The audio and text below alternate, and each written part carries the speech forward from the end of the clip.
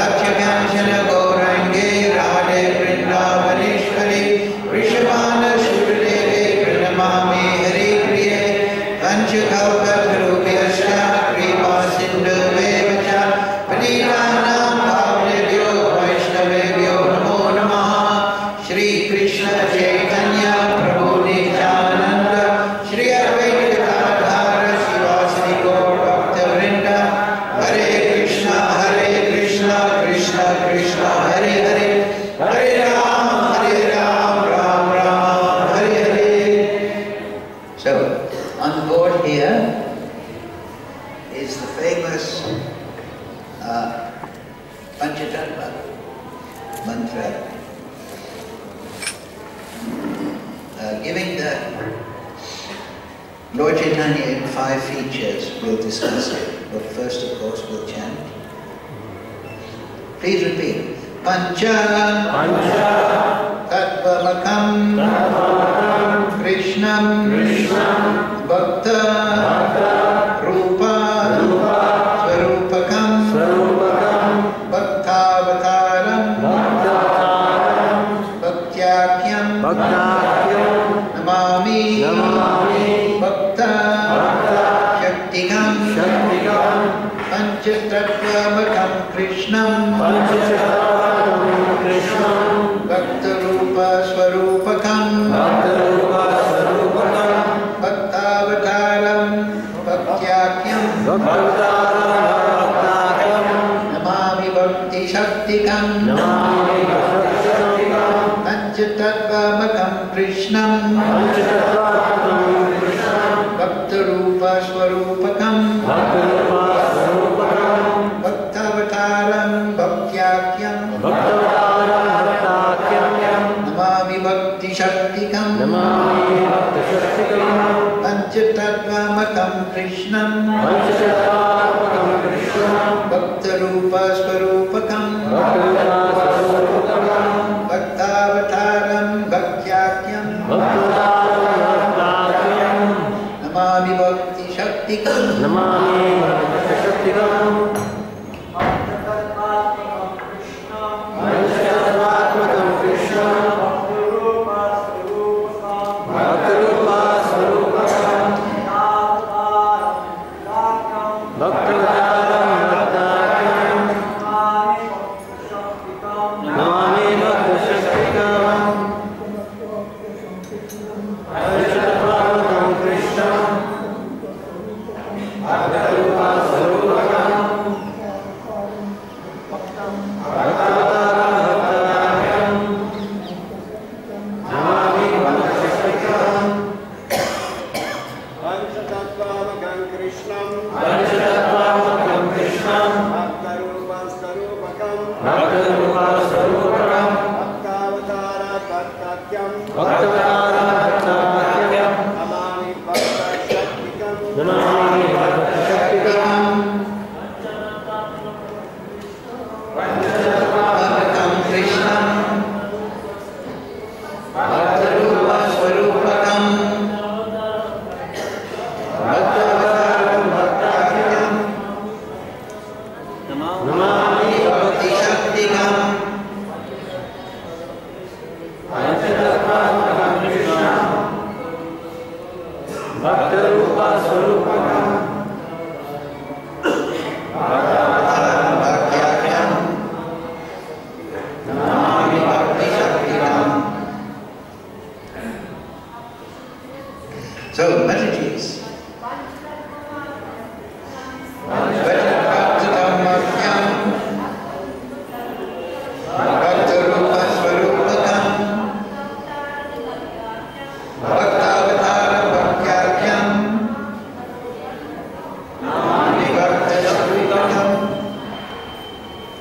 So, please repeat.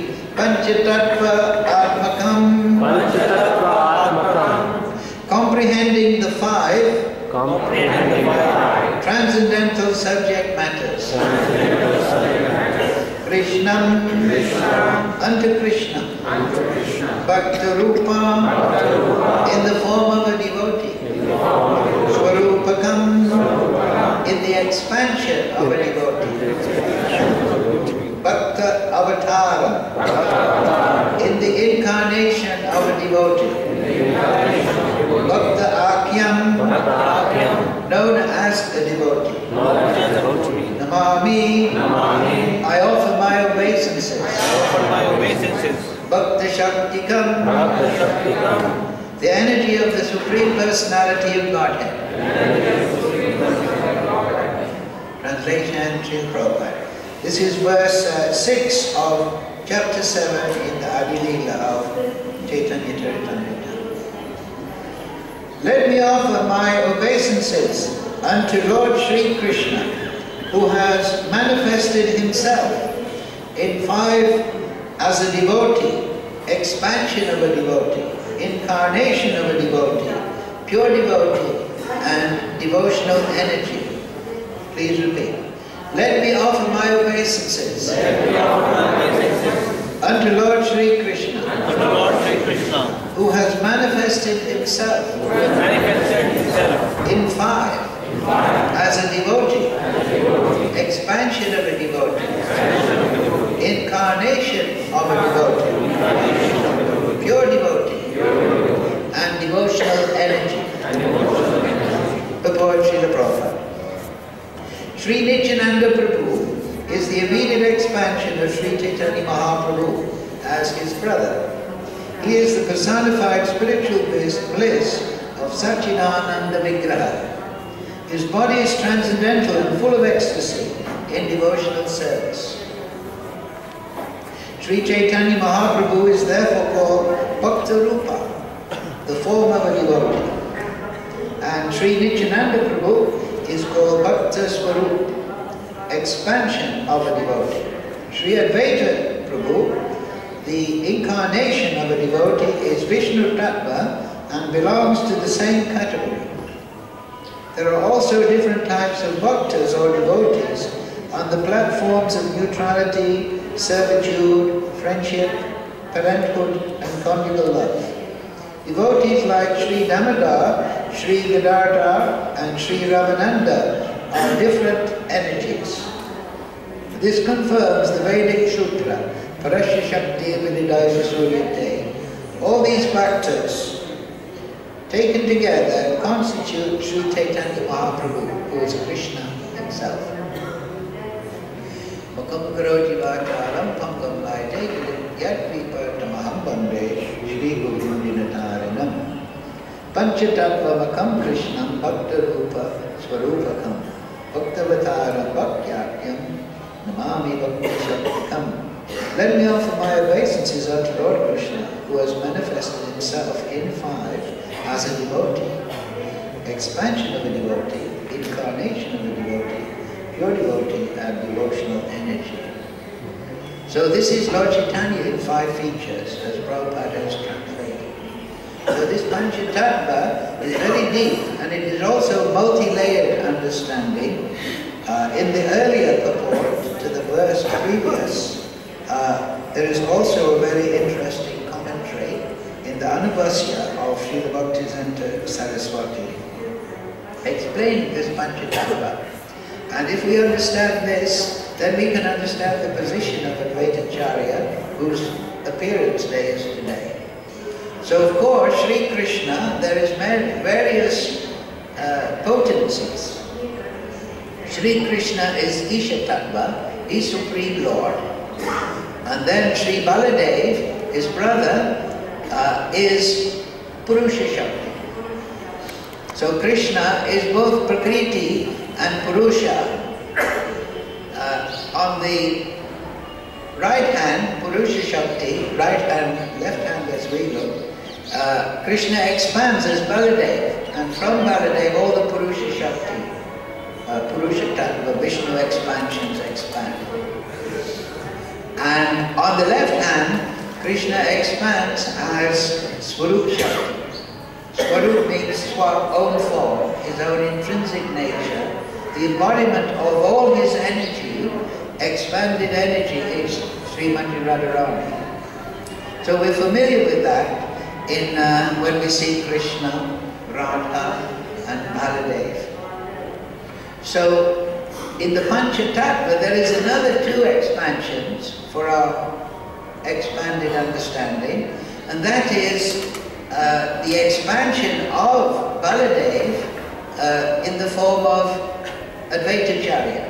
Baladev in the Panchatattva is of course Nityananda Prabhu, and Krishna in the Panchatattva is Chaitanya Mahaprabhu, and Srimati Radharani in the Panchatattva of course is Gadadhar Pandit, Bhakti Shaktikam. So Advaita Chandra is incarnation of a devotee. He is the expanded or plenary expansion from the point of view of Krishna Tattva of Mahavishnu, and is the expanded form of Baladev. And he is an expansion of Nityananda Prabhu. So he is, why is he incarnation of devotee? Because he also contains the element or personality of Rudra, Sadashiva. Mahavishnu is Advaita Chandra, and he is expanding from Baladev. So in the Panchatattva, Nityananda Prabhu is expanding as Advaita Acharya, and from Mahavishnu expands Sadashiva for the function in the material world. In the creation of the material world, Mahavishnu is the efficient cause. It's called Nimitta. It means that he is the final explanation. Of course, Krishna, Vishnu Tattva, is the efficient cause of everything. So in ontology, philosophy, there is generally two divisions of cause. One is the efficient cause, meaning the root cause. So Mahavishnu is the root cause of the material creation. He expands as the pradhan. So also in ontology, there is a second cause, and that is the immediate cause. Like for instance, the efficient cause we might think is our previous karma. The immediate cause of our birth is our mother and father. So you can separate causes in that way. One is the immediate cause, and one is the efficient cause. So Lord Shiva is the glance of Mahavishnu, because Mahavishnu, though he is the efficient cause, he never touches the material energy. He touches the material energy through his glance. We've explained this in many classes, how the glance of Mahavishnu contains the Kala Shakti, contains the living entities, the destinations of the living entities in the form of their nascent karma, sleeping dormant karma, which will be activated. And when that glance impregnates the material energy, Sri Durga Devi, who is an expansion of Srimati Radharani, then the deity of whom Lord Shiva is the deity or the function, the ahankara is created. When the glance agitates the material energy, then ahankara comes up, and ahankara divides in three phases, as you know. The doer, the cause, and the effect. The mode of goodness, the mode of passion, and the mode of ignorance. And out of the mode of goodness comes the mind, out of the mode of passion comes buddhi, ahankara and buddhi, and then buddhi gives birth to the 10 working senses and non-acquired senses, and then ahankara functioning gives birth to the 10 gross elements in their subtle and gross form. So this is all done under ahankara. So Shambhu, Lord Shiva, Kala Shakti, is the efficient cause, the material mixing agent of the material energy, creating all the diverse categories and supervising the function of the living entities. So we also know from Shastra, Vaishnavayata Shambhu, that Lord Shiva is the greatest devotee. And in Vrindavan, he is Gopeshwar. No one can enter the Ras dance without the grace of Lord Shiva. He's also Dhameshwar. We have Gopeshwar here, and then there's Bhuteshwar in Mathura. And all over the Dham there's 4 Digpals. They're expansions of Lord Shiva, and they protect Goloka and Gokula Dhams. So his function is as a devotee. He is causing the material element and supervising with Durga Devi, and ultimately Mahavishnu is expanding as Garbhodakshaya Vishnu, and then Kshirodakshaya Vishnu expands as Paramatma, who is the Upadristra and the Anumanta, that means the overseer and permitter of the functions of the living entities. So he is a devotee, and only those that are without devotional sentiment and knowledge therefrom understand that the complications of the material energy over which Durga Devi and Shiva rule. Only those without devotion think that this is actually a negative thing. The living entity conditioned in the material energy thinks in terms of good and bad, relative to himself. This is a dualistic interpretation. Actually, the Supreme Lord and Lord Shiva are always beneficent to the living entity. They are beyond the good and bad that is arising as the conditioned living entity interprets his life in the material world. He is always beneficent. So Lord Advaita Acharya is a combination of Mahavishnu and Lord Shiva. And so he is particularly involved with the conditioned souls in the material energy. For that reason he called Lord Chaitanya. So the other side, so on one side of Lord Chaitanya, Mahaprabhu, Nityananda Prabhu and Advaita Chandra Prabhu, these are all Vishnu Tattva. And Lord Advaita Acharya is considered the incarnation of the devotional energy, devotee. So on the left side is Gadadhar Pandit, who is the Swarup Shakti. Sri Sri Gaurnitai, Krishna Balaram, Radhasham Sundar, Lalit Vishakta, Chalagram Maharaj, Gomata Ki. And so she is the devotional energy and taking the form of Gadadhar Pandit in Krishna Lila. And she is always with Nityananda Prabhu, with Lord Chaitanya. And then another tattva, Shakti tattva, is the Jiva tattva. And that is Srivas Pandit, who is Narada Muni. He is big brahmachari in Krishna Lila. So he's married in Chaitanya Lila. Srivas Pandit. And so at Srivas Anga, so many pastimes of Lord Chaitanya took place. We'll mention some of them. And so he represents all the Jiva Tattva. So the Pancha Tattva, then on another level you can understand is the Isha Tattva, Krishna, the Purusha Shakti expansion, Lord Nityananda, and then Lord Shiva Mahavishnu as Advaita Acharya. They are the Purusha. And then on the left side of Lord Chaitanya is the devotional energy, Srimati Radharani, and then the Jiva Tattva represented by Srivas. So this is the Pancha Tattva.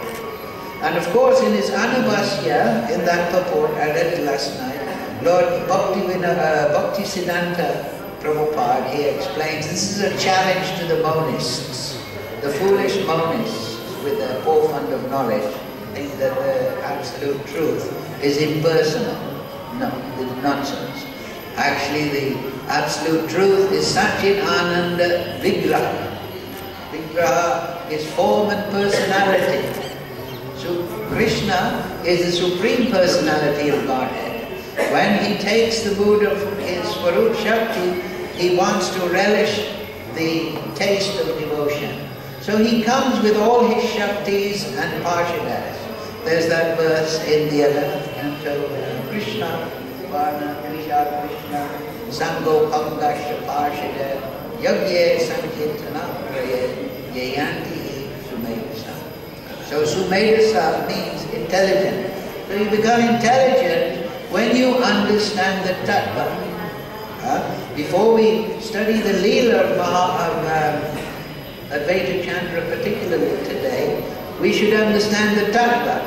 We should understand he is Mahavishnu, his Lord Shiva, and as such he is particularly concerned with the living entities as the efficient and material cause of their entanglement in the Maya. So he is very much at his soul wanting their liberation. So this tattva is very important, because if we understand Bhagavad Gita very easily, there's two stages. What is that?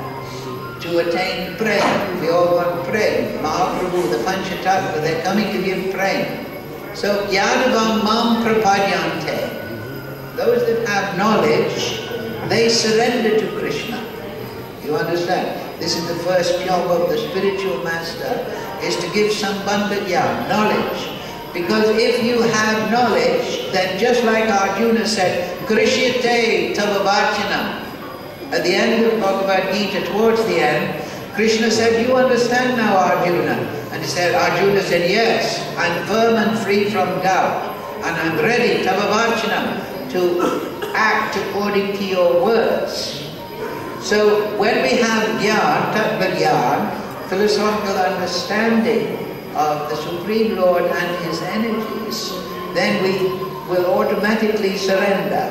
Just like in the 10th chapter of the Gita, the opulences of the Absolute. Krishna tells Arjuna all his opulences and all his Shaktis, and in the 9th chapter, Rajavidya, he gives all the knowledge of his position. And then Arjuna is ready to understand Krishna's position. It is okay to say, I believe in God, but do you know God? First you should have some knowledge. Vairagya Vidya Nija Bhakti Yoga. Sarvabhauma Bhattacharya said, you've come to give devotional service characterized by Vidya, which frees you from the Avidya Maya Shakti, and Vairagya. You become detached from material endeavor if you have knowledge. So just sentimentally say, I know God and I believe in God, but do you know actually how great is God? So very important. And then once you have knowledge, Vasudeva Savamiti, and yet you understand the varieties of Vasudeva's Shaktis, then you will prapadyante. You can surrender. You can turn your face to Krishna in knowledge, understanding He is Paramatma, He is Mahavishnu, He is the expanded Lord Shiva. The living entities are His expansion. We should understand that. If we understand that all the living entities are actually expansions of Krishna. Sometimes we think, oh, avatar means somebody in the past that does. No. You're surrounded by avatar, Jiva Tattva. They're all expansion of Krishna. So when we understand that, then we can surrender to the Supreme Lord. And then from that surrender, by turning our face towards Krishna, we can develop devotional ecstasy, bhava. And then we can get trained. So this is very important. To have Tattva Jnana. And now we will move speedily on to the Leela of Advaita Chandra Prabhu.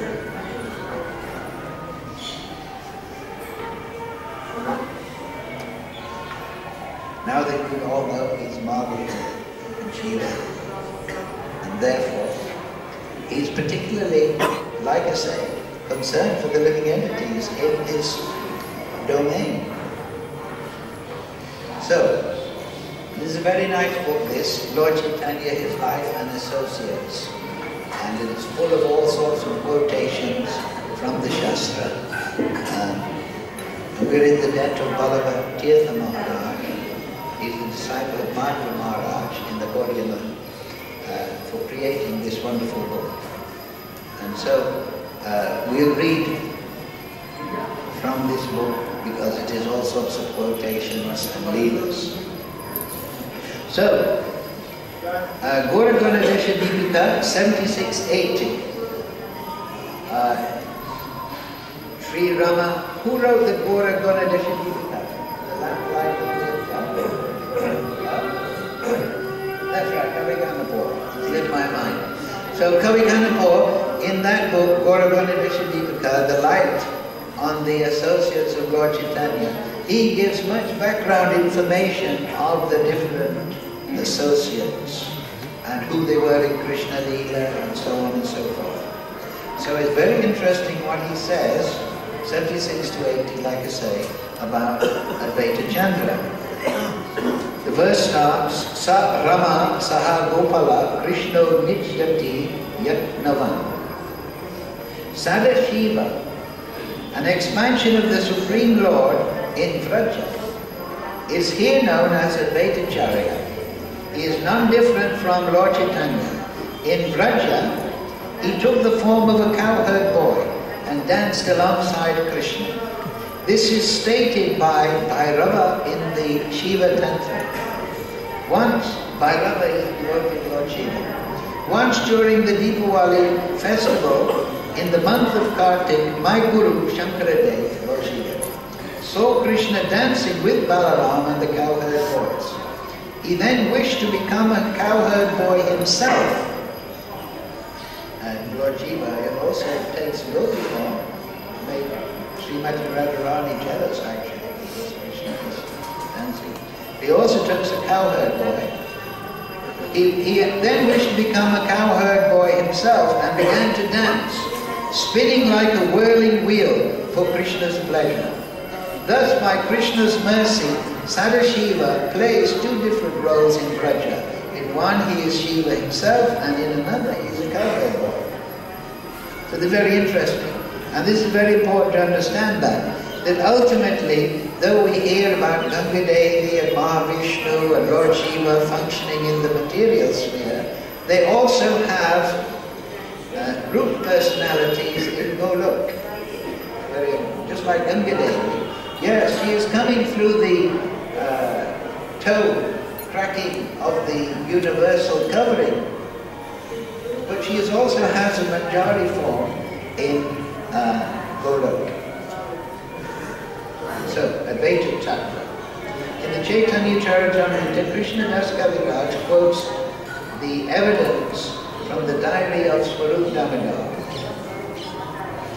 This is 1112. Mahavishnu Jagat Karta Mayaya Yapsiyati Ada. That's the first line. Mahavishnu is the master of the universe, which he creates through his power of Maya. Advaita Acharya is the incarnation of this form of the Supreme Lord. He is known as Advaita because he is none other than Hari. As Advaita Acharya, he is the preceptor of devotion. I take shelter of the Supreme Lord, Advaita Acharya, who is the incarnation of a devotee. Yes. So when Mahaprabhu was in his Nimai Pandit Leela, he was studying and arguing with the devotees, particularly the Radha Pandits mentioned in the Chaitanya Bhagavan. And Advaita Acharya was the central pivot around which all the bhaktas in Navadvip and Shantipur formed themselves. Prior to, of course, Lord Chaitanya taking Diksha from Ishwara Puri. And this is also an important understanding because Madhavendra Puri had three prominent disciples. This is explained by Baladev Vidyabhushan in this beginning to the Govinda Vasya commentary on the Vedanta Sutra. And that is, those three prominent disciples is Nityananda Prabhu, Ishwara Puri, who became the Diksha Guru of Lord Chaitanya, and Advaita Chandra. And further on we'll understand how Advaita Acharya met Madhavendra Puri. And therefore, because Lord Chaitanya took Diksha from Ishwara Puri, he always considered the godbrother of his spiritual master, Advaita Chandra, as his spiritual master and worshipful personality. But this always Advaita Acharya didn't like that, because I'm the devotee of Lord Chaitanya, but he's giving me worship. So later on we'll see the Leela, very wonderful Leela that took place.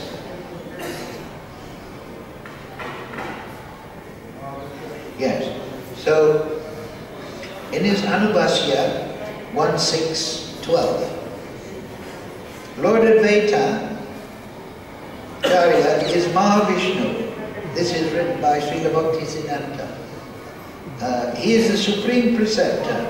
Vishnu's activities are auspicious because of his existence as the owner and master of the universe. Ishavasha idam sarvam. This actually directly refers to Mahavishnu. He is the supreme preceptor. Vishnu's activities are auspicious because of his existence as the owner and master. He is the root cause of all auspiciousness. Anyone who cannot understand that he is the... Yeah, this is it we talked about before.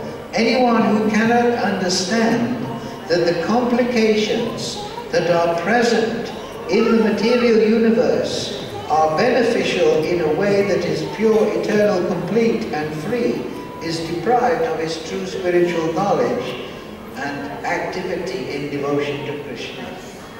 Advaita Acharya is also known as Kamalaksha. So then there's also more tattva verses. I'll read them. And this is from 1.6.12, Chaitanya Charitamrita. Advaita embodies universal welfare. He is the abode of all auspicious qualities. His activities are the eternal source of the world's well-being. So he was given the name Mangala. This is the name. Advaita, the abode of virtue, is a portion, angsa, of Mahavishnu. Because he is not different from Vishnu, Advaita is his most perfect name. Advaita means non-different. He is the noblest personality of the universe, the spiritual master of the Vaishnavas. He thus has two names that come together as Advaita Acharya. Because in appearance he has eyes like lotus flowers, he also has the name of Kamalaksha. Vrindavan Das Thakur, who wrote the Chaitanya Bhagavat, he is in Krishna Leela, has also described Advaita as both the foremost of the Vaishnavas and as Shiva. This is from Chaitanya Bhagavat. Residing in Navadvip is the foremost and the most fortunate of all Vaishnavas, Sri Advaita Acharya. He heads all spiritual masters in knowledge, devotion and renunciation. So he is considered the highest of them. He especially teaches devotion to Krishna in the same way that Lord Shankara did. That is Chaitanya Bhagavat. Advaita's appearance. So now we're going past the tattva, setting up the position of Lord Advaita Acharya. Advaita Acharya appeared in the village of Navagram near the city of Shailet as the son of Virendra Brahman Kubera Pandit and his wife Navadevi on the 7th day of the waxing moon in the month of March. Kubera Pandit is identified in the Gauranga with the god Kubera, the treasurer of the demigods. So his father is the treasurer of the demigods. And Navadevi, his wife, she is worshipped in the whole world for she is the mother of Advaita Acharya. That's from the Bhakti Ramika. And also in the Bhakti Ramika, I'll read this. On the 7th day of the waxing moon in the month of March, the great ocean of joy overflowed. In that auspicious moment, the moon of Advaita descended in the blessed womb of Navadevi. In his ecstasy, Kubera Pandit made gifts to the Brahmins and to the poor. He tiptoed to the birthing room, and his heart was filled with gladness upon seeing his son's face. All the villagers came running to his house and said to each other, "What pious works did this Brahmin do that in his old age he has been blessed with such a jewel of a son? The gods rain down flowers without being seen. There is nothing with which this scene can compare." Kanisham sings of this great auspicious occasion when a joyous uproar rang around the earth. So that's right, Kubera Pandit and Nanda Devida, they were quite advanced in age. It's very similar to Nanda Maharaj when Krishna was born. In the Gaudiya Vaishnava Abhidhana, Advaita's birthplace is given as Laura. It is also said that Advaita Acharya left Laura to reside in Chilet, and from there moved to Shantipur. He also had a home in Navadvip. So he had a home actually also in Navadvip. Shantipur was down the road, Ganga, and he had a home very near Srivas Angam. His full name was Sri Kamalaksha or Kamalakanta Veda Panchana. His birth took place, this is his birthday, 1434 AD. So Mahaprabhu appeared, they say, 1486. And he disappeared in the year 1559 at the age of 125. The Advaita Vilas confirms this. The Lord Advaita remained on this earth for a century and a quarter, performing unlimited pastimes. So he was born long before Mahaprabhu, and then he remained quite a bit later, about 30-40 years later. So if you want to read more detail, this is a reference here for the life of Advaita Acharya. You can read the Advaita Mangal, Advaita Vilas, and the Sita Charitra. The great Sarvabhauma Bhattacharya also wrote several Sanskrit poems glorifying Advaita Acharya. Advaita Dvadasa Nama Stotra, Advaita Astakam, and Advaita Stotara Sata Nama Stotra. So, now we'll get into the life. You see, his parents, Kubera Pandit and Nanda Devi, they were quite advanced. So when Kubera Pandit and Nanda Devi disappeared, Advaita went to Gaya on the pretext of performing the appropriate rituals of mourning, and thence continued on a pilgrimage of all India's holy places. So when his parents passed away, he went to Gaya to perform the ceremonies, and then he traveled all over India. When he came to Vrindavan, he became absorbed in the worship of Krishna. There's many temples down by the side of Jamuna you can visit, and they have deities of Advaita Chandra because he stayed in that region. But through his meditation was able to understand, yes. So when he was in Vrindavan, he could understand Krishna is going to appear in the form of Gauranga in Navadvip. So he returned then to Shantipur. On the way, he stopped in Mithila, that's in present-day Bihar. Yes. No, the town, the state of Mithila, where he met the poet Vidyapati. This encounter is beautifully described in Advaita Vilas. Advaita Prabhu finally returned from Vrindavan to Shantipur after spending several days in Navadvip. The people of Shantipur had been suffering from his separation for a long time and were very happy to see him again. So now Advaita knew, Lord Chaitanya is going to appear. So he returned from his pilgrimage. Lord Vishnu also accompanied by three aspects, Shri, Bhu and Leela. Yeah, these are, Shri is Lakshmi Devi, Bhu is Bhu Devi, who is in charge of the Bhu Mantra, particularly in the material language, and Leela is also called the Leela Shakti. So Mahaprabhu's first wife was Lakshmi Priya, that is Shri Devi. And she left when she couldn't bear the separation from Lord Chaitanya when he went to the Padmavati river for pilgrimage. So some people, then he married Vishnu Priya, who who is a combination of the Leela Shakti and Bhule.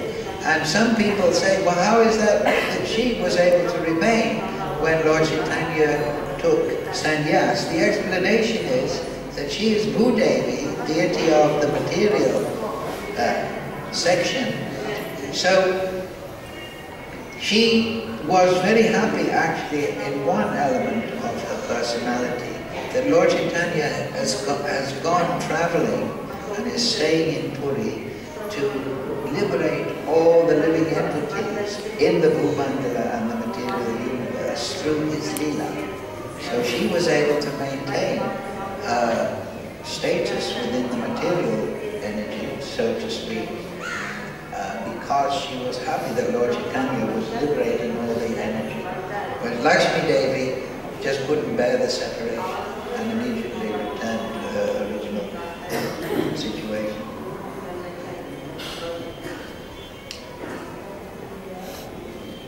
So, where was I?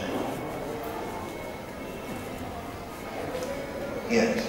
Advaitacharya's own divine persona would not fully manifest without all these aspects. So you see, those aspects of Lord Chaitanya are repeated also in Advaita Chandra, because he's also Vishnu Tattva. Therefore, Advaitacharya accepted two wives. One was named Shri and the other Sita. Both appeared as daughters of the great Brahmin devotee Shri Nrsimha Paduri. In the Ganadashi Deepika, it is written that the divine Yogamaya took the form of Advaita's wife Sita, that is the Leela Shakti, and Shri is her Prakash expansion. Advaitacharya had two residences, one in Shantipur and the other not far from Srivas Pandit's home in Navadvip. His heart was greatly pained at seeing the people of the world that they were devoid of any devotion to Krishna. Because Navadvip at that time, as you will read in Chaitanya Bhagavad, Chaitanya Charitamrita, it was a seat of learning. But all the so-called pandits, they were all teaching monism, jnana, karma, but devotion to Krishna was practically forgotten. But Advaita Chandra was surrounded by the Krishna bhaktas in Shantipur, and he was always plotting, how is it that these living entities entangled in the material energy can be liberated? We need an incarnation. We need the descent of the Supreme Lord himself. So he used to teach in Shantipur the Bhagavad Gita and Srimad Bhagavatam, and every verse he would draw the devotional conclusion out. The Bhagavad Gita is in three sections, karma, bhakti and jnana, but they all point the way to bhakti ultimately, and Advaita Chandra, he would draw that bhakti conclusion in every explanation of the verse. And that is very similar to our own wonderful founder Acharya, Srila Prabhupada, because if you read his Gita, he always interprets the verse from the devotional perspective. And that is the true understanding. That is not artificial. That is the true understanding, because in all the Vedas, devotion to the Supreme Lord Sri Krishna is taught. And only those with a lesser vision emphasize karma and jnana. So, at the same time, this is very interesting, because this is how Advaitacharya met his guru, Madhavendra Puri. So Madhavendra Puri you all know. At the same time, Madhavendra Puri had a dream in which Govardhan Dhari Gopata, because he discovered the Govardhan deity on the top of, and he had been buried there, and he wanted sandalwood paste. So he sent Madhavendra Puri, go to Puri, they have very nice Malayan sandalwood, and bring some sandalwood. Because I've been buried here, to hide from the Muslims and all that. And I need some sandalwood, I'm overheated. So Madhavendra Puri had a dream, and Giri Govardhan actually the name given here is Govardhan Hari Gopal, commanded him to find the sandalwood place. Then Madhavendra Puri started for Puri, taking the road through western Bengal. While there, he stopped at Advaita Acharya's house in Chantapur. And then Advaita became convinced that Madhavendra Puri was his guru. When he saw the devotional ecstasy of Madhavendra Puri, because Madhavendra Puri, he is not exactly the origin, but he first manifested Krishna Prem in a fully manifest, exhibited function in the Sampradaya. So he was always in Krishna Prem and controlling ecstasy and trying to function in this world. So Advaita Acharya saw his spiritual status and thought, this is my spiritual master. When Advaita Acharya saw Madhavendra's Prem, he felt a deep inner joy. He took great care to receive a mantra from him, after which Madhavendra left to continue his voyage to the south to get the sandalwood place. That's from Chaitanya Charitamrita 2.4.110. It is said that Mahaprabhu, this is the understanding, you can understand this, a little complex, but listen carefully. It is said that Mahaprabhu is the main trunk of the wish-fulfilling tree of devotion, as well as the gardener who enjoys and distributes the tree's fruits. Though the tree was planted in Navadvip, it grew in Purushottam Dham, Puri, and Vrindavan, expanding into an entire orchard production, producing many fruits of love.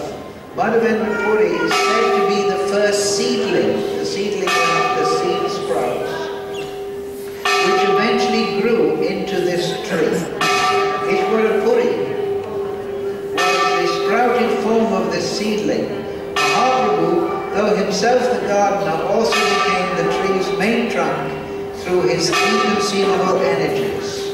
Advaita and Nityananda were the two secondary trunks into which the main trunk divided. So then, Advaita Acharya, he was initiated, and it is explained here that seeing the fallen condition of the Pandits and the condition of the living entities in the material world, he wanted to call the Lord. So, I'll read this one from the Chaitanya Bhagavat. He constantly served Krishna with great enthusiasm, offering Ganges water and Tulsi Manjaris. Absorbed in thoughts of Krishna, he worshipped him by roaring his name, the sound of which filled the entire universe, reaching up to Vaikuntha. Lord Krishna heard the sound of these roars of love and made himself visible to humanity, for he is controlled by his devotee. That's from the Chaitanya Bhagavat. Nityananda Prabhu also descended prior to Mahaprabhu's appearance on the 13th day of the waxing moon in the month of Mar. He appeared in the family of Harai Pandit and Padmavati in the village of Ekachakra in Radha, bestowing upon them the opportunity to serve him in Vatsalya Ras. Meanwhile, 8 daughters were born to Jagannath Mishra and Sachi Devi, all of whom died before their son Vishwarup, Nityananda's other self. Vishwarup was an expanded form of Nityananda, took birth.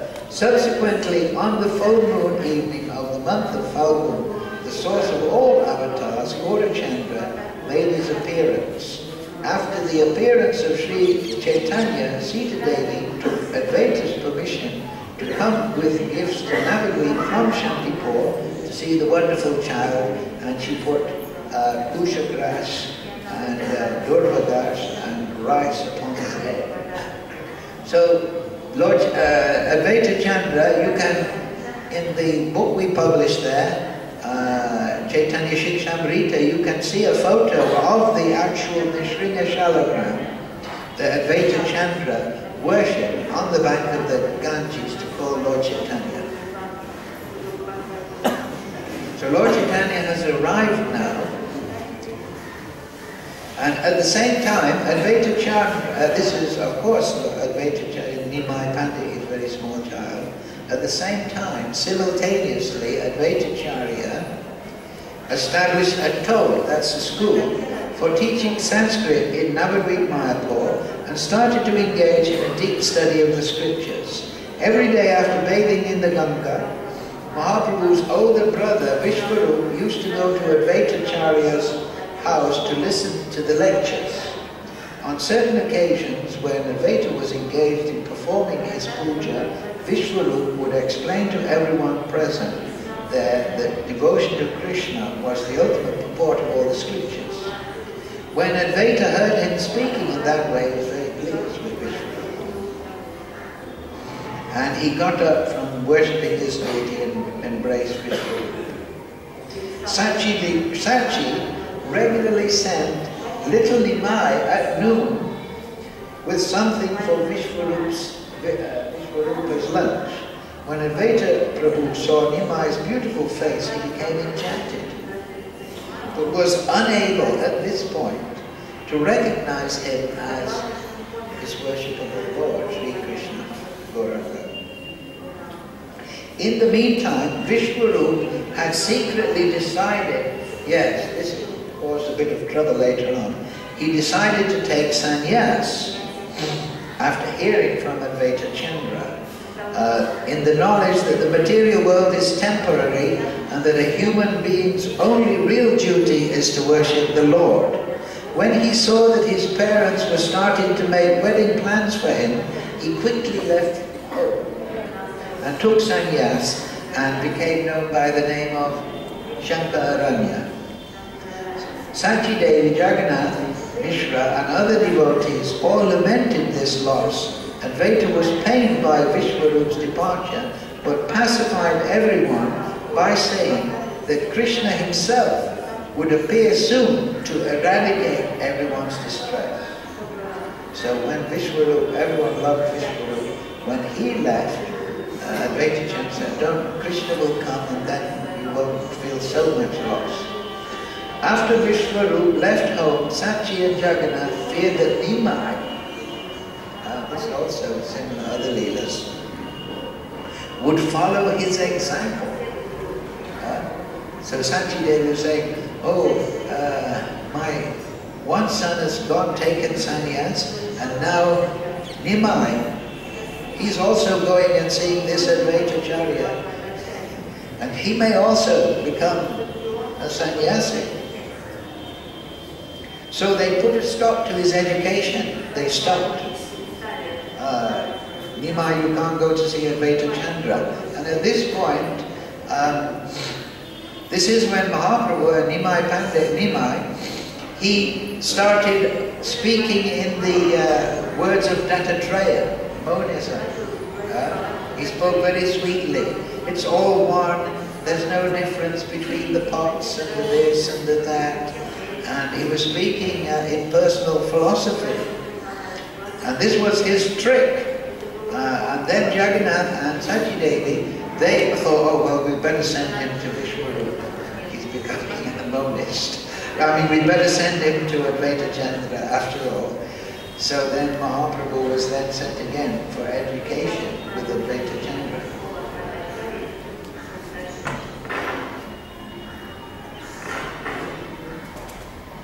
Yes. So while Mahaprabhu was then studying, Sachi Devi arranged for his marriage to Lakshmi Priya, the daughter of Malava. In those days, Advaita was holding Bhagavat lectures and kirtan at his house in Navadvip. All the devotees, including Advaita, were very enthused about the singer Mukunda Dutt's fine voice. On one occasion, Ishwara Puri came to Advaita's house, that is Advaita's godbrother, while visiting Navadvip. From his vigorous appearance, Advaita was able to recognize that he was a Vaishnava sannyasi. Later, Gauranga also met Ishwara Puri that, and Ishwara Puri became the Dikshaguru of Mahaprabhu. At that time, Ishwara Puri arrived in Navadvip in a most discreet manner. He came to Navadvip though Advaita Chandra recognized him as a great devotee, of course, he was his godbrother, he didn't come dressed as a sannyasi. He became in a very quiet way. Ishwara Puri was single-minded in his constant preoccupation for relishing Krishna devotion. He was dear to Krishna and compassionate. No one was able to recognize him because he was not dressed as a sannyasi. Until he arrived at the house of Advaita Chandra, then they could understand, because Advaita revealed the status of Ishwara Puri. So, at this point, Mahaprabhu is growing up, and he also goes to Gaya on pilgrimage. When Gauranga returned from Gaya, his mood had changed, because he had met Ishwara Puri there in Navadvip. He met him again in Gaya and took Diksha. And after taking Diksha from Ishwara Puri, then his pastimes as Nimai Pandit, always talking Naya and arguing and defeating and this and that. It was all, you can read Chaitanya Bhagavad, it's very interesting. Then he came back as a devotee. He didn't want to argue the fine points of logic. He was immersed in Krishna Bhakti after initiation in Gaya by Ishwara Puri. And this was the fulfillment of all the devotees, because when Nimai Pandit was pursuing his pastimes as a scholar, all the devotees were thinking, when will he become a devotee? All the devotees that were around Advaita Chandra, when will he manifest devotion? He's so charismatic, he's so wonderful. Why is he interested in all this word play, this Naya? Of course that was his pastime. So when he returned, he was overwhelmed with devotion. His mood had changed. Advaita, Srivas and other devotees were overjoyed to see that he had become a devotee. In due course, Nityananda Prabhu arrived in Navadvip after having toured the sacred pilgrimage sites. So while this was all going on, Nityananda Prabhu was wandering all over India, going to holy places, rather like Baladev during the Mahabharata war. And there's a famous thing in the Chaitanya Bhagavad. When he met, one time he met Buddhists in the forest, meditating on the void. And he became so infuriated, he kicked them on the head and chased them through the forest. So don't meditate on the nothing. It's not there in the first place anyway. Or else you may get kicked on the head. On the eve of this, Yes, so when Nityananda Prabhu came back, Gauranga at this point was immersed in the mood of a devotee, and he saw Nityananda as Guru, because as we said earlier, Nityananda Prabhu is Adi Guru, is Baladev. So when he returned from all the pilgrimages to Navadvip, Mahaprabhu, now as a great devotee, wanted to perform his Vyas Puja. He is the Adi Guru. So they had a big ceremony in Srivas Angam. Yes. On the eve of this puja, Mahaprabhu showed everyone that Nityananda was Baladev, and then repeating the words Nara Nara, revealed that Advaita had caused him to descend to earth by calling him. So at this point, Mahaprabhu revealed, yes, I am that manifestation of the Supreme Lord that Advaita Chandra has been calling to spread bhakti. This was on the eve of the Vyas Puja of Nityananda. It is in the Chaitanya Bhagavad. It is due to Advaita that I have become incarnate, because Nara's roars rang in my ear. I was lying in the milk ocean, but Nara's roars woke me up and brought me down here. So yes, Lord Mahavishnu, Lord Shiva, you can imagine he was roaring. So Lord Chaitanya said, I was lying in the milk ocean, the Dhruva pole star and I was woken up. Now that does not mean that you have to shout very loudly for your prayers to be heard. Even the most quiet prayer Krishna can hear within the heart. But in his Leela, he's emphasizing the potency of Mahavishnu and Advaita Acharya. So I was woken up. Oh, who's calling me? I'm relaxing, Lakshmi Devi. And look what's going on. After the Vyasa Puja had come to an end, Mahaprabhu, this is the Mahaprakash Leela. Mahaprabhu took on the mood of the Supreme Lord and sent Ramai Pandit, this is Srivas Pandit Nityananda and all the devotees, with Lord Chaitanya and Srivas Pandit.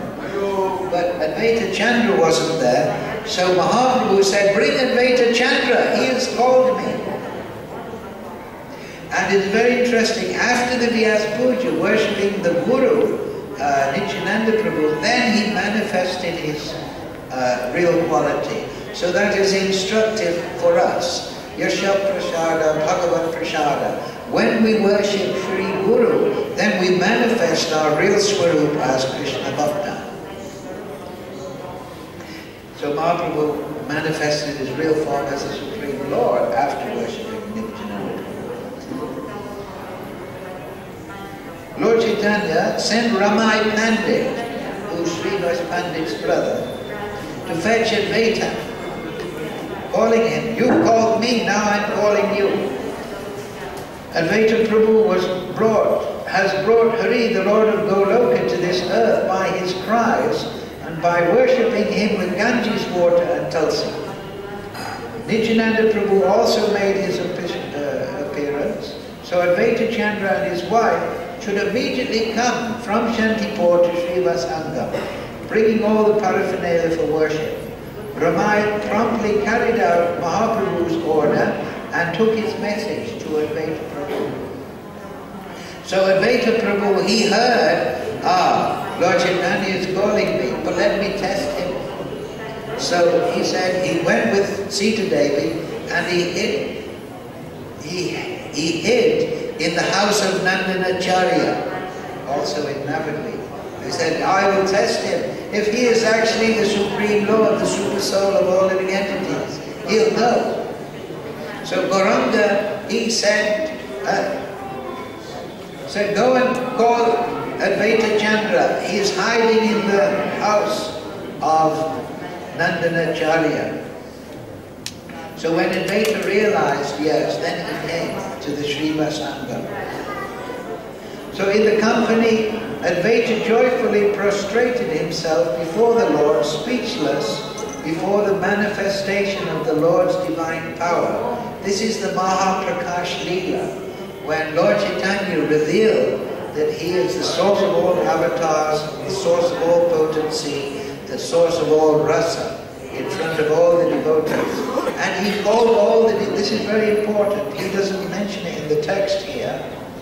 Yes, and then he called all the devotees and explained their relationship to him in Krishna Leela. And he insisted that they all take a boon. All the devotees said, we're satisfied. But Mahaprabhu said, no, for my happiness you take some benediction. So he called Advaita Chandra and he commanded him to dance. Just like we saw at the beginning there, Advaita Chandra used to dance as a cowherd boy for Krishna. So everyone was enthralled by the wonderful dancing of Advaita Chandra. And Advaita Chandra is sitting here, starting to dance like a madman until he was completely intoxicated and astonished all the devotees.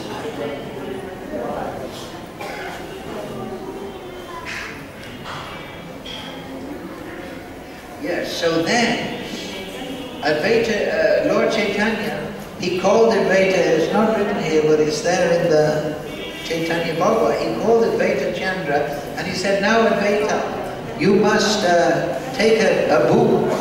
But Advaita Chandra said, no, I don't want anything. You've already fulfilled my desire by appearing to liberate all the living entities. And please just give me your mercy. And Lord Gauranga said, you're always getting my mercy.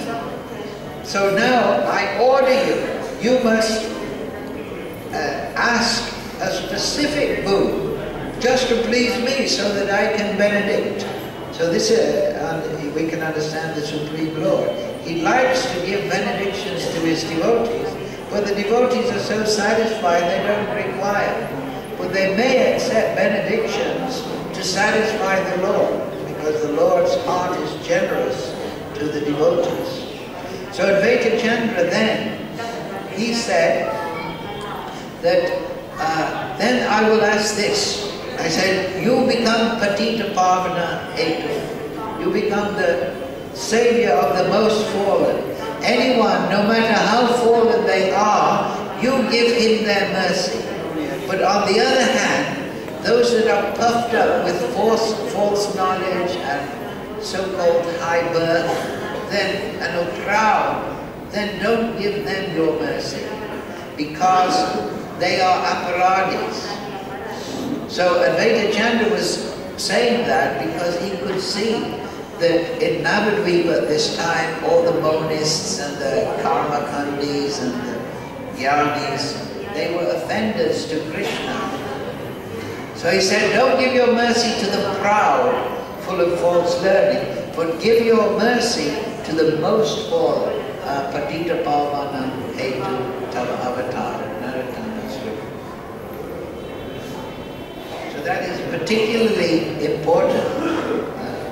Of course, anyone can get the mercy of Chaitanya Mahaprabhu, but they should not be puffed up, thinking that my mundane education, birth, beauty, wealth is some kind of qualification.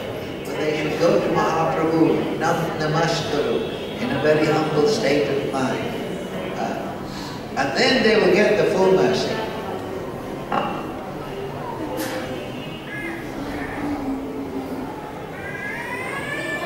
So then there's talk about in Advaita Chandra and Haridas Thakur. Haridas Thakur is incarnation of Prahlad Maharaj. This is a very important point. And Advaita Chandra was once performing the Shraddha of the ceremony to the forefathers.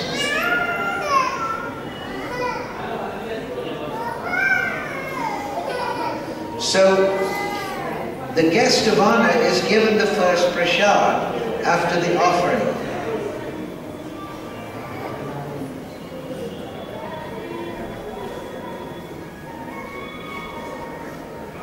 So Advaita Chandra, he was surrounded by all the big Brahmins and so on and so forth. And he chose Namacharya, Haridas Thakur, to take the Shraddha. But Namacharya, Haridas Thakur, he chanted 3 lakhs every day. He appeared in a Muslim family. He was born in Bhardwan. He was very nervous, but he explained, no, you are the greatest personality. And all the devotees agreed. And Namacharya Srila Haridas Thakur took that. Haridas Thakur is incarnation of Lord Brahma and Prahlad Maharaj.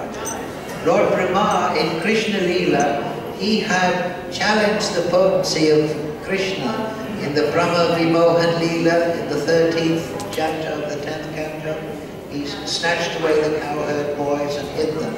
And then he saw they were returned. So he saw the potency of the Supreme Lord, and he saw that his own potency was insignificant. So he prayed to the Supreme Lord that when you appear as Gauranga, may I not become proud. So the arrangement of the Supreme Lord was that Mahatapa Brahma, he took birth as the son of one Rishi, Richika Rishi. And he was the son of Richika Rishi. And one day he picked some tulsi leaves and he offered them to the Krishna deity. But his father, Richika Muni, was very disturbed because you've offered tulsi to Krishna but not washed them first. So in your next life you'll be born as a millennium. Of course, this is the arrangement. So Lord Brahma, who had taken birth in a special way as the son of Kesidamana, then took birth as a Muslim, millennium. Similarly, Lord Acharya is incarnation of Prahlad Maharaj, and he took birth in the family of Dhanavas. So this is the Lord's illustration, and it also combines with the idea of Lord Chaitanya's Patita Pavana Hetu, that birth has no caste and creed, has no consequence in the Vedic religion ultimately. It is a matter of knowledge and surrender to the Supreme Lord, and particularly surrender to the holy name. So often, like we say, you must get Krishna Tattva, and then you must surrender to Krishna.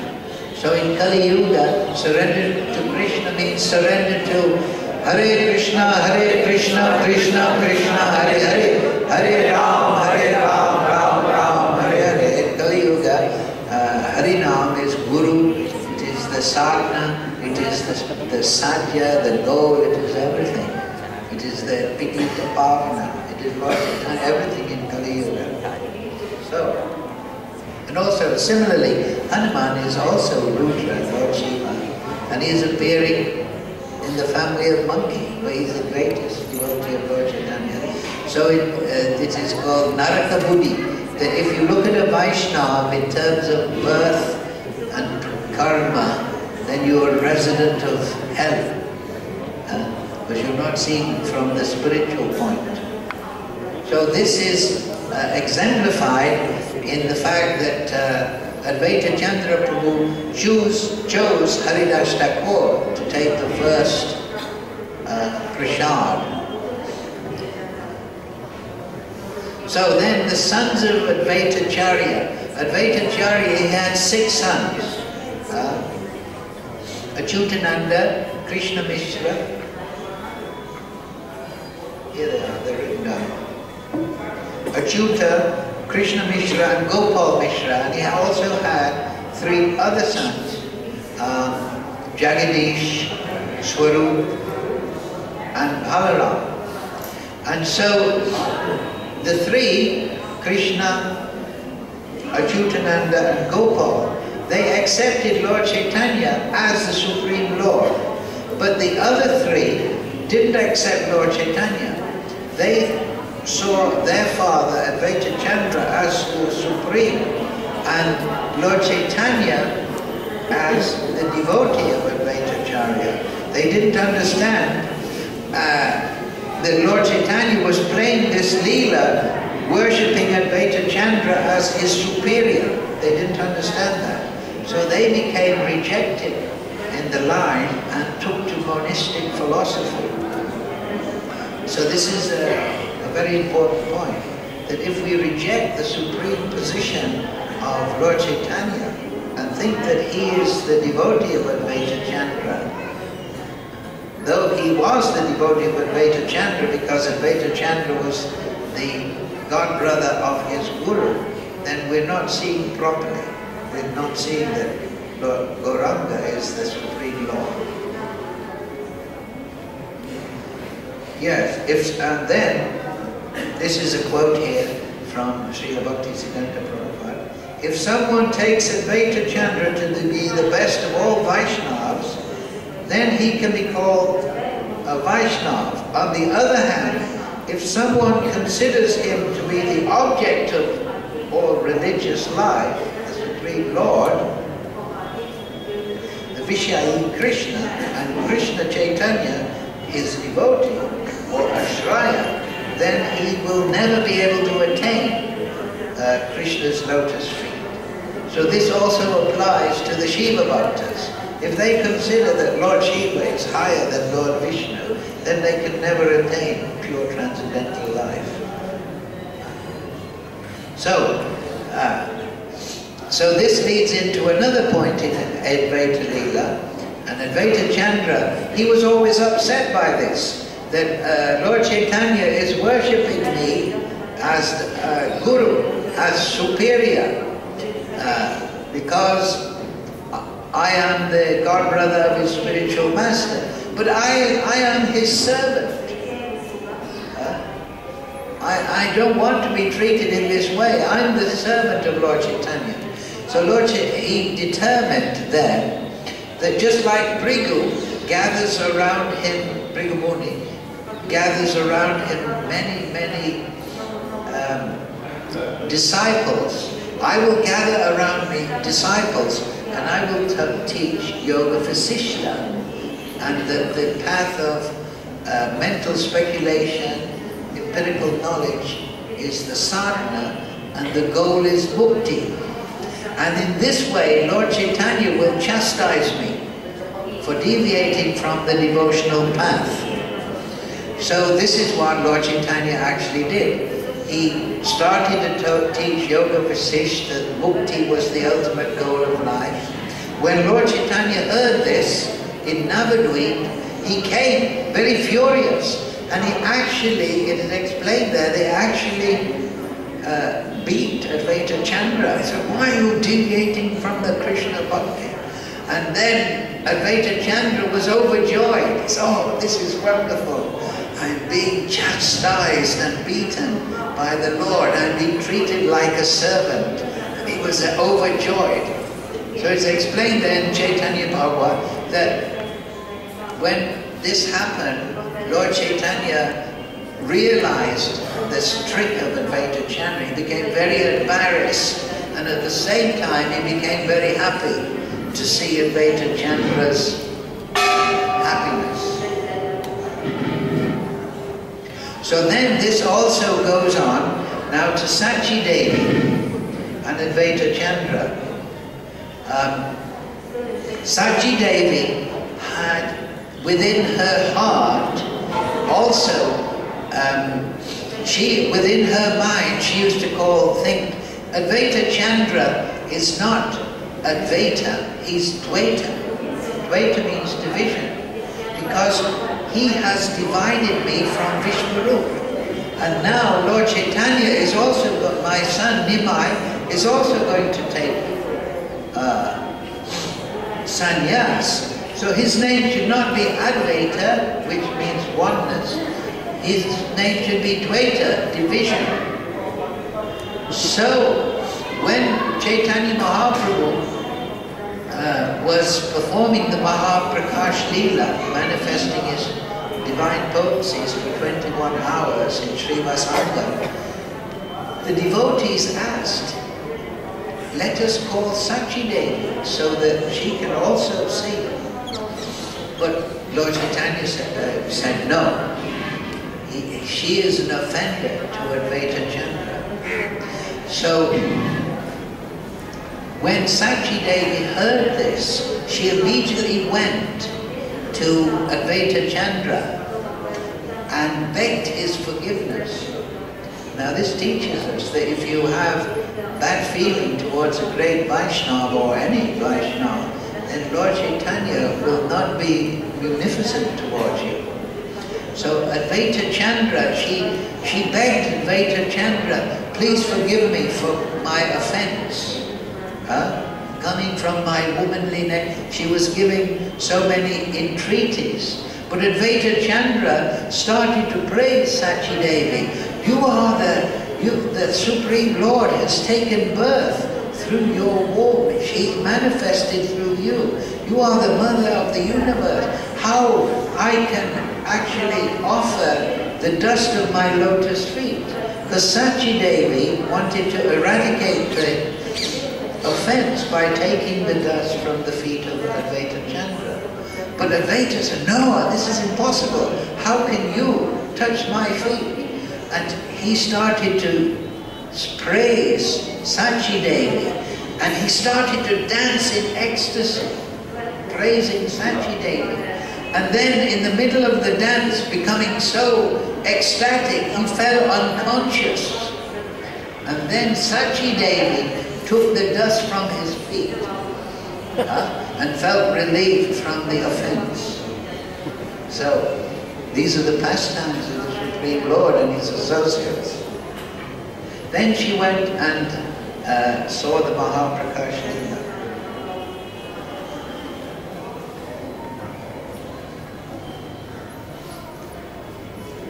Yes. So, shall I continue? We're only, yes? There's no breakfast now anyway.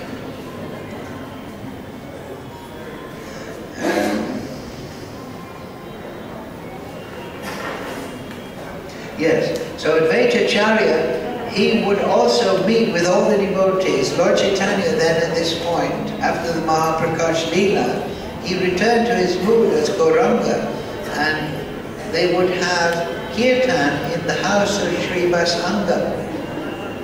This was before the Sankirtan in the street, which started when the Chandkazis started to get upset. So,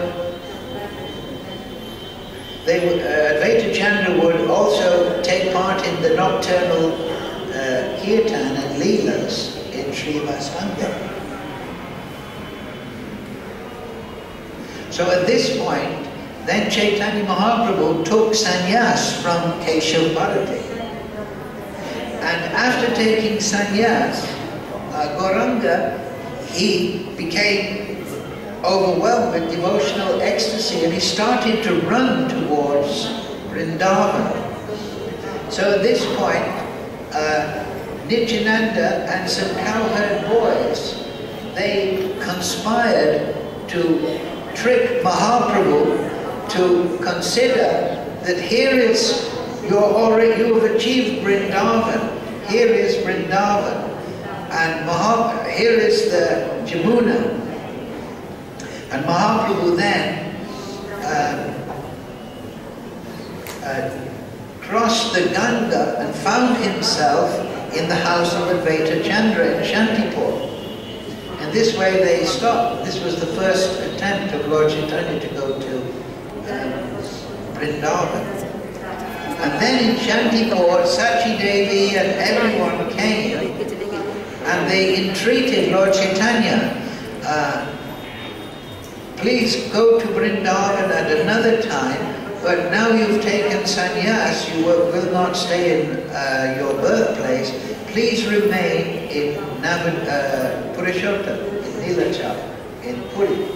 And there, because the Bengali Vaishnavas used to go back and forward, then Sachi Devi will be able to keep in touch with you.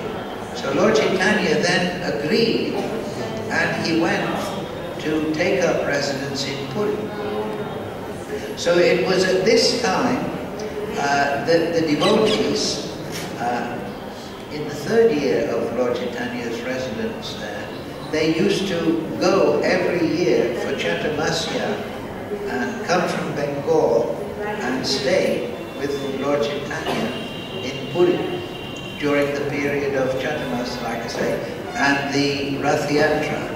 And then at this time they would have unlimited pastimes. And Advaita Chandra was the leader of the devotees, the Bengali Vaishnavas from Navadvip and environs, going to Puri.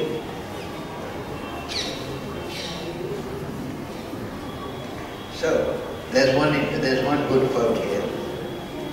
In the last 24 years of his life, Mahaprabhu's 6 were traveling and 18 he stayed. So during the 6 years when he was traveling, the Bengali Vaishnavas would find out, is he now in Puri, and travel to Puri at that time to meet him. So then it became a permanent event during the 18 years when Mahaprabhu was there.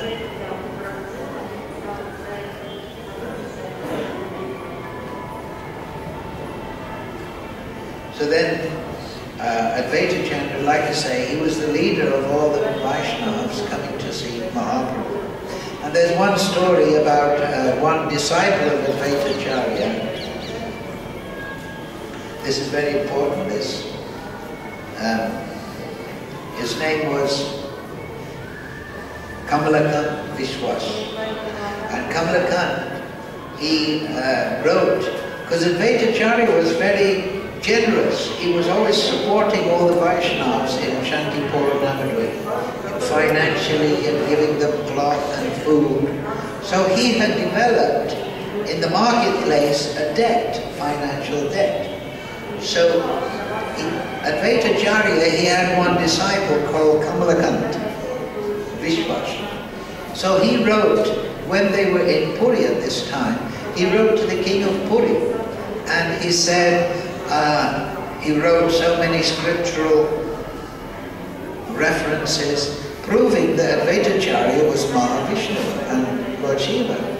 And he said, please, you're the king, you pay off the debt of Advaita Acharya. So when Advaita Acharya heard this, he was very disturbed. Oh no, sorry, Chaitanya Mahaprabhu heard this, he was very disturbed. I'll read this section. This action was very displeasing to Mahaprabhu. Even though Advaita Acharya is the Supreme Lord himself, he is in this world playing the part of a man in order to teach. For an Acharya to go begging to a king in order to free himself from a debt is considered shameless behavior. One should entirely abandon the desire for material gain, and if the desire for material well-being is taken to the point of begging from a foreign king in order to become free of a debt, then one's spiritual life will certainly go to ruin. Kings are by nature materialistic. If one eats the food of a materialistic person, his mind becomes clouded over. When one's mind is clouded over, he can no longer remember Krishna and his life is wasted. And this is Bhaktivinoda Thakur. Such begging from materialistic men is therefore prohibited for everyone, but it is especially prohibited for somebody who is in the position of an Acharya. It is the Acharya's duty to instruct people in the holy names, but he should not take money in return for such instruction. If he does so, he becomes an offender to the holy name, rather than an initiator in the name. If an instructor of the holy name becomes a money collector, then it is a matter of shame, and his religious reputation will be ruined. So this is a very important point. Devotees, having so much knowledge of Krishna Nam, Srimad Bhagavatam, but if they charge money for instruction in the Bhagavatam and the holy name and the Gita, then they become worse than a prostitute. A prostitute sells the body, but if a devotee sells knowledge, then he's lower than a prostitute, because it's only a selling offense. So then, in the third year when the Bengal, this is a very important point, one should never propagate the holy name or the philosophy of Krishna consciousness to collect money. Then this is terrible offense.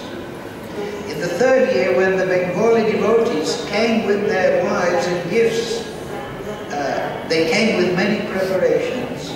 The Lord ate all the preparations. Sachi Devi sent many preparations made with Kerala, powdered Kerala, because she thought that feeding Nimai too much, he'll get stomach disturbance. So she would make all sorts of medicinal Kerala preparations so that he would not get a disturbance of the stomach. But Mahaprabhu, he could eat the whole universe, but still in the Leela, of course, this thing. So one time, this is also famous, all the devotees, they would invite Chaitanya Mahaprabhu. And one time, though, Advaita Chandra, he wanted to just serve Mahaprabhu by himself. So on that day, when he was wishing like that, a great storm occurred, and all the devotees had to stay. So there in Puri, Advaita Chandra was able to serve Lord Chaitanya by himself, was able to feed him with many preparations. And Mahaprabhu said, Krishna fulfills the desires, all your desires. So what is unusual about Indra carrying out your orders?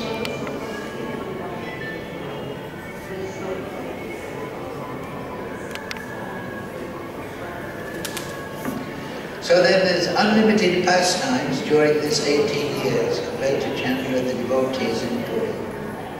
And then, near the end of Chaitanya Mahaprabhu's Leela, Advaita Chandra sent a riddle. You know what a riddle is? A wordplay with a message. To Lord Chaitanya in Puri.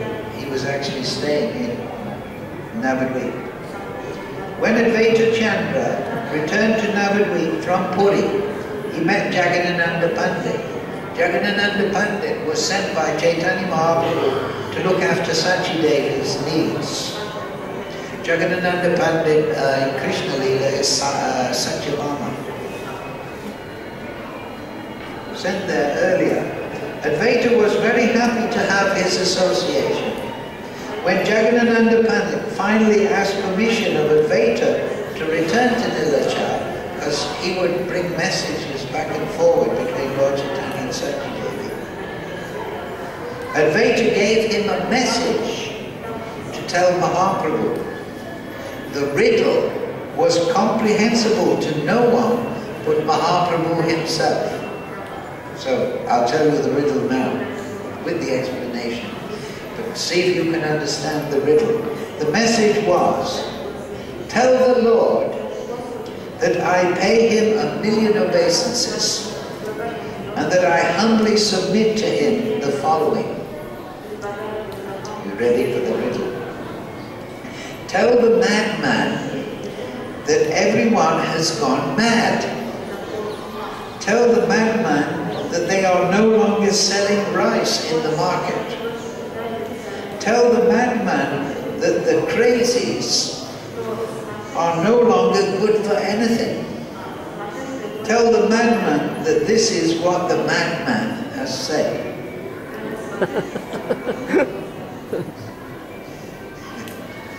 I studied it last night, so I understand it. But here's the explanation. Bhakti Vinod explains this riddle in this way. Tell Mahaprabhu that everyone has become intoxicated with love for Krishna. So it's okay if people call you mad. It's a good sign, actually. Devotees are mad. Tell Mahaprabhu that everyone has become intoxicated with love for Krishna, and so in the marketplace of love, no one is buying rice, the rice of Krishna Prem any longer. They all have full stock. Tell Mahaprabhu that the crazies, all in Bengali, are so intoxicated with love that they are no longer doing their material duties. They've forgotten Varna, Ashram and Gyan and Karma. Tell Mahaprabhu that Advaita said this in a state of complete intoxication with prema. In short, the message was that the purpose for which Advaita had called Mahaprabhu to earth had been achieved. Now the Lord may do as he wishes. So that meant, you have come and you brought Krishna Prem. Now you can do as you wish. You can stay. Advaita Acharya, the avatar of Mahavishnu, appeared in this world on the 7th day of the waxing moon, Shukla Saptami, in the month of March. This tithi is also known as Advaita Saptami. That's today. So in that way, Advaita Chandra said, now you have fulfilled my desire, and you can stay or you can leave as you see fit. Please don't feel burdened by my desire. So, of course, Chaitanya Mahaprabhu left shortly after, some years later. Mahaprabhu stayed on the earth 48 years, and he appeared in 1486. And then Advaita Chandra stayed, as it said, if you remember, 1559. He stayed some years later. So this is a short summary of the unlimited pastimes of Advaita Chandra. is Mahavishnu Lord Shiva. I hope you've taken happiness and some rest from this recitation. Any imperfections, any mistakes, misstatement, you please forgive me. But today especially is Advaita Chandra, so we are all in his debt because he brought Chaitanya Mahaprabhu, and Chaitanya Mahaprabhu has revealed the sadhya, the goal of life, and the sadhana, the means of attainment.